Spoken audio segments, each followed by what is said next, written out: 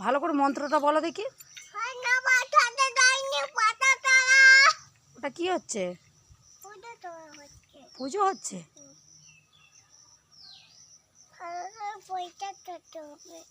পরিষ্কার করতে হবে? কোথায় পরিষ্কার করবে? ও, ওটা কি হচ্ছে? ধুয়ে দিচ্ছ? ঠাকুর পুজো খেলো?